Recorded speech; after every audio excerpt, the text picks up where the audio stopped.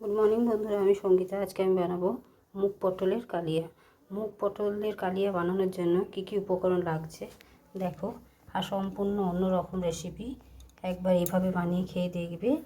দেখো কি কি উপকরণ লাগছে। তার জন্য লাগছে পটলগুলোকে আমি কেটে নিয়েছি বড় বড় করে, আলু কেটে নিয়েছি বড় বড় করে, গ্রেট করে আদা নিয়ে নিয়েছি, আর লঙ্কা চিড়ে নিয়ে নিয়েছি, কাঁচা লঙ্কা, এখানে টমেটো, এখানে ধনে, জিরে, হলুদ, নুন, লঙ্কা, কাশ্মীরি লঙ্কা, ঝাল লঙ্কা আর চিনি। এখানে ফোড়ন দেওয়ার জন্য শুকনো লঙ্কা, পাঁচ ফোড়ন, গরম মশলা, এলাচ, লং, দারচিনি, বাস এইগুলো লাগবে। আর আমি অল্প পরিমাণে মুগ ডাল নিয়ে নিয়েছি, সেটা আমি আগে থেকে ভেজে নিয়েছি। দেখো বন্ধুরা, এই মুগ ডালটা আমি হালকাভাবে ভেজে নিয়েছি। এবার আমি মুগ ডালটাকে ধুয়ে জলে ভিজিয়ে রেখে দেবো কিছুক্ষণ। দেখো বন্ধুরা, কড়াই আমি তেল বসিয়ে দিয়েছি, তেলটা প্রায় গরম হয়ে এসছে। এবারে আমি পটলগুলোকে ভেজে নেব।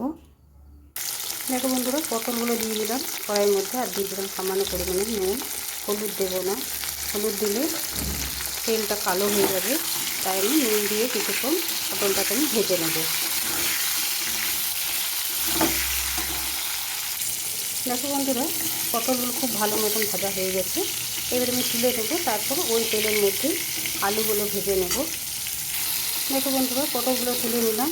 এবারে দিয়ে দিলাম আলুগুলোকে একটু লাল করে ভেজে নেব একইভাবে। দেখো বন্ধুরা, আলুগুলো ভাজা হয়ে গেছে, আলুগুলো আমি তুলে নেব। বেশ লাল করে ভাজা হয়ে গেছে। এবারে আমি আলুগুলো তুলে নিয়ে আবার তোমাদের কাছে ফিরে আসছি।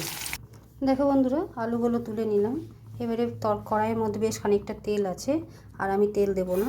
ওই তেলের মধ্যে ফোড়ন দিয়ে দিলাম। ফোড়নটা এবারে খুব ভালো মতন ভেজে নেব যতক্ষণ একটা গন্ধ বেরোয়।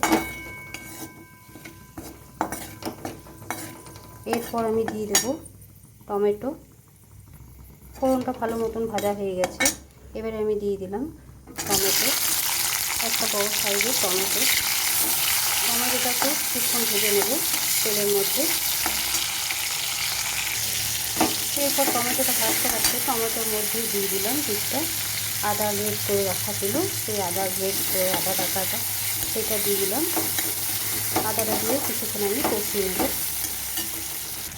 দেখো বন্ধুরা, আদাটাও টমেটোর সাথে আমি নেড়ে চেড়ে নিলাম। এরপর দিয়ে দিলাম সমস্ত গুঁড়ো মশলাটাও দিয়ে কষিয়ে নেব, আর সামান্য জল দিয়ে দেবো। দেখো বন্ধুরা, সামান্য পরিমাণে জল দিলাম, জলটা দিয়ে আমি কষিয়ে নেব, নইলে মশলাটা পুড়ে যেতে পারে, তাই একটু জল দিয়ে দিলাম। এবারে খুব ভালো করে কষিয়ে নেব। বাড়িতে এইভাবে নিরামিষ দিনে বানিয়ে খেয়ে দেখবে, দারুণ লাগে খেতে। একবার বানিয়ে দেখবে আর আমাকে কমেন্ট করে জানাবে যখন লেগেছে রেসিপিটা। ভালো লাগলে লাইক, শেয়ার এবং চ্যানেলটিকে সাবস্ক্রাইব করবে বন্ধুরা। এভাবে আমি মশলায় কিছুক্ষণ কষিয়ে নেব। দেখো বন্ধুরা, মশলাটা খুব ভালো মতন কষানো হয়ে গেছে। এবারে আমি দিয়ে দেবো ভিজিয়ে রাখা মুগ ডাল। হালকাভাবে আমি ভেজে নিয়েছি শুকনো কড়াইয়ে,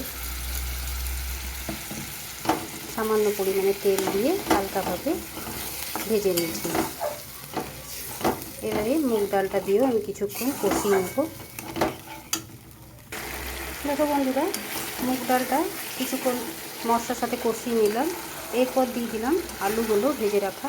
আলু ও মুগ ডালের সাথে বেশ ভালো করে কষিয়ে নেব।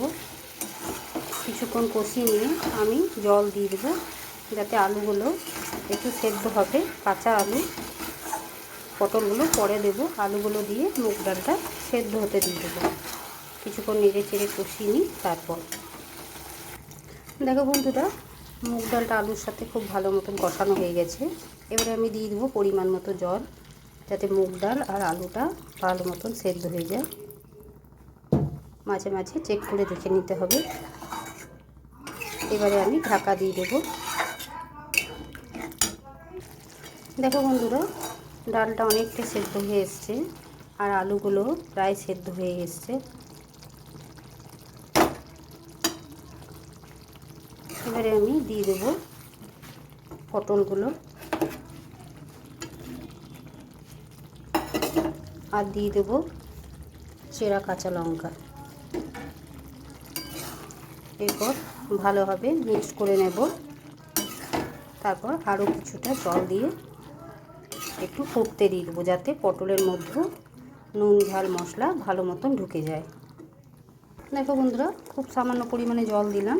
এবারে আমি আলুর সাথে পটলটাকে ভালোভাবে মিশিয়ে ঢাকা দিয়ে দেবো, আরও কিছুক্ষণ রান্না হতে দিয়ে দেবো। তারপর আমি গ্যাসটাকে অফ করে দেবো।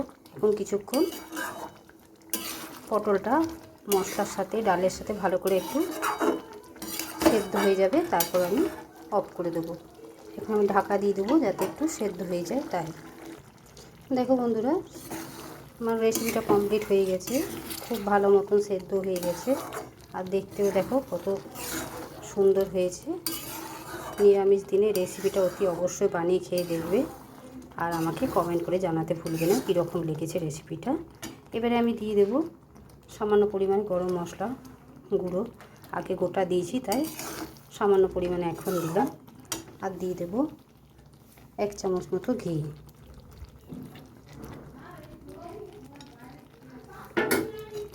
আমার রেসিপিটা কমপ্লিট। আমি এবারে গ্যাসটাকে অফ করে দেবো, তারপর অন্য কোনো জায়গায় ঢেলে তোমাদের কাছে আবার ফিরে আসবো। দেখো বন্ধুরা, মুগ পটলের কালিয়া রেসিপিটা আমার তৈরি হয়ে গেছে। তোমাদের কেমন লেগেছে অতি অবশ্যই কমেন্ট করে জানাতে ভুলবে না। ভালো যদি লেগে থাকে লাইক, শেয়ার এবং চ্যানেলটিকে সাবস্ক্রাইব করে দেবে, আর সবার সাথে শেয়ার করে দেবে। আজকের মতো এতটুকুই। কালকে আবার অন্য কোনো রেসিপি নিয়ে ফিরে আসবো। সুস্থ থেকো, ভালো থেকো, আর আমার পাশে থেকো।